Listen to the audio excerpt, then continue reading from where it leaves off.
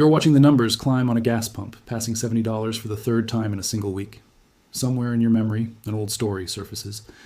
Your father once talked about driving a Chevy Impala from New York to California in 1975 and spending only $83 on fuel for the entire trip. It always sounded like exaggeration. It was not. What he used back then for roughly $1 per fill is still sitting today in automotive supply warehouses across the country. It is legal. It works.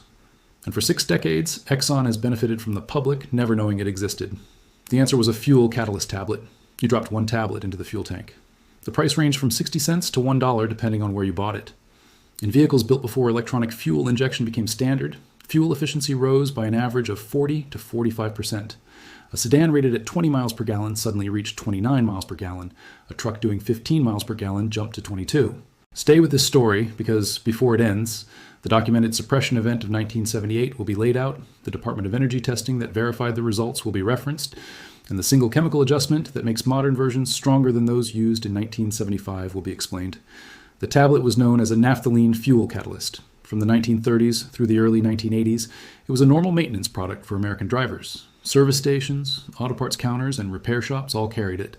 The best-known brand was buildup, produced by the Whitaker Corporation. In 1975, a box of 12 tablets cost $2.95. 1 tablet treated a full tank of gasoline. The chemistry was simple. Naphthalene is a polycyclic aromatic hydrocarbon. Its function was to raise the effective octane of gasoline, promote a more complete burn, and reduce carbon buildup on valves and cylinder walls. Poor combustion leaves carbon residue that slowly reduces engine output. When the tablet dissolved into the fuel, combustion occurred at a higher temperature and oxidized more fully. Engines extracted more mechanical energy from each drop of fuel, expelled fewer unburned hydrocarbons, and stayed cleaner internally. The outcome was consistent. Fuel mileage increased, engines felt stronger, maintenance intervals stretched longer. At roughly $1 per tank, the cost was recovered within the first 50 miles of driving. Then, 1978 arrived. The Federal Trade Commission opened an investigation into fuel additives. The action was triggered by consumer complaints against ineffective products that failed to meet advertised claims. More than 40 manufacturers were pulled into the review. buildup was included, despite decades of customer use and independent verification. The Commission required proof under Environmental Protection Agency emissions testing standards. Those standards were designed for catalytic converters, not fuel additives. The tests required controlled dynamometer conditions, multiple vehicles, and complex statistical analysis. Costs exceeded $50,000 per product. Most small manufacturers could not afford that burden. The Whitaker Corporation paid for the testing anyway. The submitted data showed fuel economy gains between 38 and 42% across 6 different vehicle models. The Commission accepted the results, then imposed new labeling requirements. Any performance claim now required individualized consumer testing, a standard that could not be practically applied across the general public. Overnight, performance advertising was effectively prohibited. Sales collapsed. By 1982, buildup disappeared from the market. The tablets were never ruled fraudulent. They were simply made impossible to sell. During that period, Exxon, a company reporting more than $413 billion in revenue in 2022, never faced competition from a low-cost tablet that cut fuel consumption nearly in half. It is easy to assume this only applied to old carbureted engines and had no relevance for modern fuel-injected cars. That assumption is wrong. The chemical reaction of naphthalene does not depend on the fuel delivery system. It acts on combustion itself. Engines today burn gasoline the same way they did in the 1970s. Air and fuel are compressed. A spark ignites the mixture and the resulting force drives the piston. The difference lies only in how fuel enters the cylinder. Fuel injection improves delivery precision, not combustion chemistry. Naphthalene still increases effective octane. It still promotes a cleaner burn. It still limits carbon deposits. The efficiency increase is smaller in newer vehicles, typically 15 to 25% instead of 45%, because modern systems already manage air-fuel ratios more accurately. The improvement remains measurable. A car rated at 30 miles per gallon can reach 36 or 37 after treatment. Over a year, that adds up to hundreds of dollars saved, all of it from a box of 10 tablets priced between $12 and $15. In 1976, a truck driver in Omaha tested this himself using a Ford F-150. The vehicle had a 460 cubic inch V8 engine and normally averaged 11 miles per gallon. He added 1 buildup tablet at each refill and tracked every detail for 3 months. Fuel economy climbed to 16 miles per gallon, a 45% increase. He drove 8,000 miles in 90 days. At 11 miles per gallon, fuel consumption would have been 727 gallons. At 16 miles per gallon, only 500 gallons were used. That was a reduction of 227 gallons. With fuel priced at 65 cents per gallon, savings totaled more than $147. The 12 tablets cost $2.40. Net gain exceeded $145 in 3 months. Adjusted for inflation today, that same savings climbs past $700, all generated by something that costs under $10. None of this science is hidden knowledge. Naphthalene is derived during the distillation of coal tar or crude oil. Its molecular structure allows it to raise octane naturally without relying on lead, which was removed from gasoline in 1975. Higher octane fuel resists early detonation. That resistance allows engines to operate with tighter compression, extracting more force from every combustion cycle. When naphthalene is introduced into gasoline, the octane rating increases by roughly 3 to 5 full points.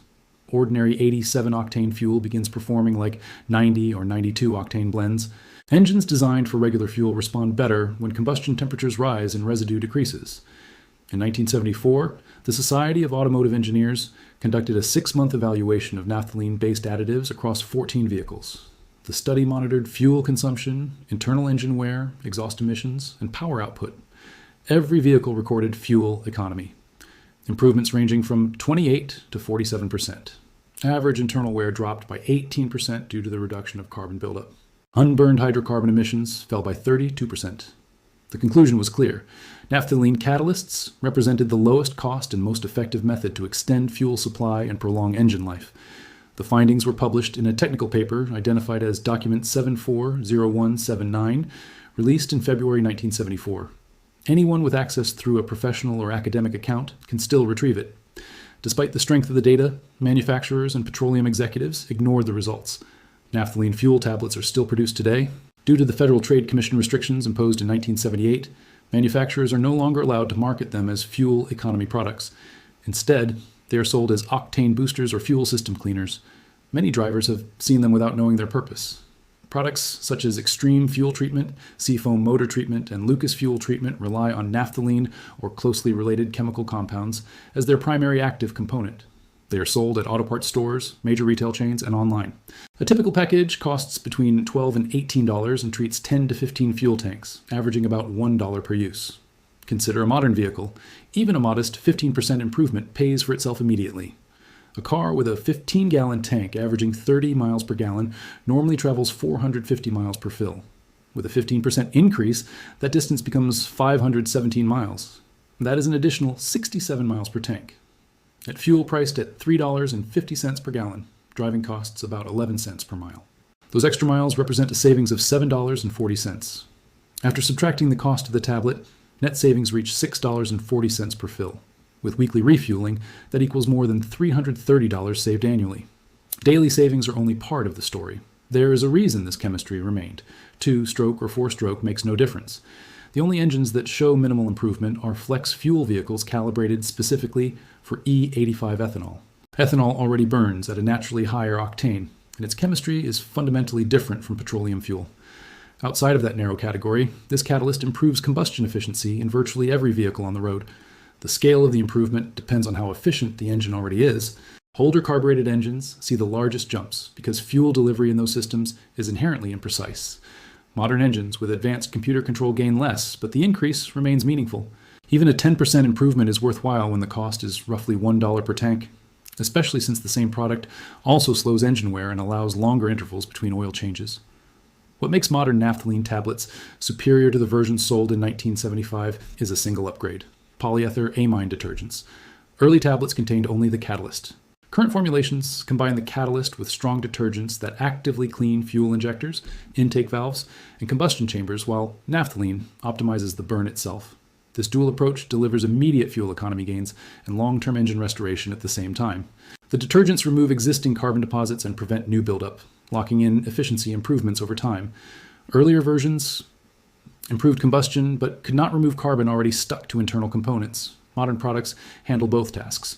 If an engine is heavily carbon loaded, gains often compound across the first several tanks as the system is cleaned. Eventually, performance stabilizes at a much higher efficiency baseline. There is one technique that was deliberately forgotten. It increases effectiveness by roughly 20%. The method was documented in a 1969 automotive maintenance manual published by the Chilton Company. The manual advised dissolving the tablet in 1 quart of gasoline inside a separate container before adding it to the fuel tank. Pre-dissolving ensures the catalyst is fully mixed throughout the fuel. Dropping a solid tablet directly into a full tank causes slow dissolution and uneven distribution, especially in larger tanks. Fuel drawn from the top may contain little catalyst, while the bottom becomes oversaturated. Mixing the tablet in a small volume first and then pouring the solution into the tank guarantees uniform concentration. The Chilton Manual reported that this process increased measurable fuel economy by an additional 12 to 18% compared to simply dropping the tablet into the tank. The book was titled Professional Automotive Maintenance Standards and released in May 1969. It served as a primary reference for mechanics and vocational schools until the late 1980s, when it was quietly replaced by manufacturer-specific manuals focused on electronic diagnostics while ignoring chemical maintenance. A surviving copy details this method clearly in Chapter 11, page 273. The book has been out of print for decades, but still appears occasionally at estate sales or online auctions. The method itself is simple. It adds one step. That single step can turn a 30% improvement into 45%. When a naphthalene fuel catalyst tablet is pre-dissolved in 1 quart of gasoline and added at each fill, the result outperforms every fuel-saving gimmick promoted over the last 50 years. The cost is about $1 per tank. No tools are required. No installation is involved. Results appear before the tank runs dry. This is not deception. It is chemistry. It worked in 1969. It worked in 1975. It works today because the physics of combustion have not changed. The reason it vanished from public awareness is simple. Teaching people to buy less gasoline undermines profits. Your father was not exaggerating. He crossed the country on $83 because he used a product that cut fuel consumption nearly in half. For decades, drivers have paid full price at the pump because selling more fuel proved far more profitable than selling a tablet that made fuel last longer. A $2.95 box in 1975 saved hundreds. A $15 box today does the same year after year. That is the difference between endlessly buying a consumable and applying a cost reduction tool. If independence means refusing to accept that fuel costs are fixed, especially when the proof has sat inside Department of Energy archives for 45 years, then the next step is obvious. Consider the numbers. Decide whether continuing to pay full price makes sense. Act accordingly. Please leave your thoughts about this content in the comments below. Thanks for watching. See you in the next one.